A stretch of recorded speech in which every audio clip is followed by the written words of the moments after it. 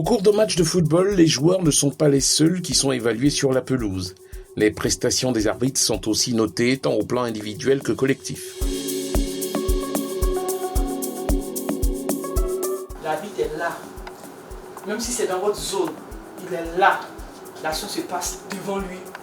Il est seul pour sa décision. Il applique les lois de jeu avec la collaboration de ses assistants. Assistant, c'est vrai que ça se trouve dans l'axe là-bas.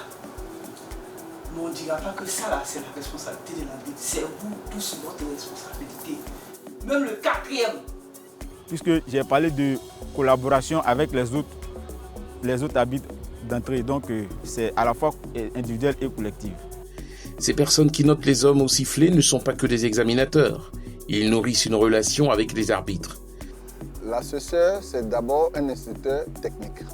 Si tu n'as pas été arbitre de football, tu ne peux pas devenir assesseur. Ensuite, il faut avoir été sélectionné pour participer à la formation des assesseurs. L'assesseur et les arbitres forment une équipe. Lorsque vous êtes désigné, l'assesseur est désigné au même titre que les arbitres. Puisque nous sommes dans la position d'élèves, eux sont dans la position de maître, nous apportent le savoir. L'assesseur est là pour aider l'arbitre à découvrir en lui les potentiels qu'il a. Aider l'arbitre à connaître ses lacunes, ses insuffisances et l'emmener à améliorer, à avoir de meilleures prestations. C'est un exercice spécialisé et très technique qui ne se déroule pas uniquement au cours du match. Un processus basé sur plusieurs critères qui se déroule avant, pendant et après le match. L'étape avant-match, pendant le match et après le match. Généralement, ces deux séances-là, on préfère les faire la veille ou bien 2 jours avant le match pour que les arbitres arrivent à récupérer. Maintenant, le jour J, c'est le jour d'évaluation. Est-ce que vous le voyez quand vous parlez de nous? Il faut me dire le jour. De façon pratique, pour un arbitre qui est en pratique, qu'on va voir sur un match, on a des rubriques. La première rubrique que je peux citer, c'est la condition physique. Quand je viens là, je viens pas chasser gauche. L'étude du jeu, les histoires qu'on appelle l'approche tactique. L'approche tactique, on a l'explosivité. L'explosivité, on a l'avantage, comment l'arbitre apprécie les avantages. Si c'est possible, la zone de surface de réparation dit de ne pas trop rentrer, mais tu es loin, tu es dehors, tu ne vois pas. Avance. Je vois, je prends la bonne décision. Ok. Et la gestion des fautes. La gestion des fautes, on peut avoir un arbitre qui est physiquement au top, qui est proche des actions, mais qui ne sait pas évaluer les fautes. De l'agilité à gauche, non, c'est pas bon. À droite, oui, c'est bon, j'ai le bon angle, oui. S'il faut s'abaisser, oui, je vois bien, oui. Gestion du match. En anglais, on dit game management. Game management, il y a l'approche, la personnalité de l'arbitre. Est-ce qu'il est en contrôle? Est-ce qu'il est dépassé par les événements? Au cours du jeu, l'arbitre peut se tromper de bonne foi, c'est connu de tous.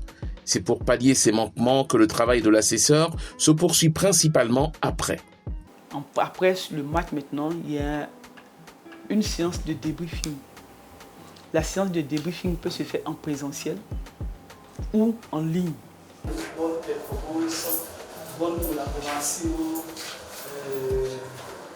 Je suis vraiment satisfait de la prestation.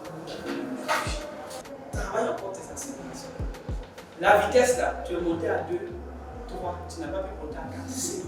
Tu as essayé, mais tu t'es encore loin. Voici la grille ici. Vous voyez ce que je disais tout à l'heure.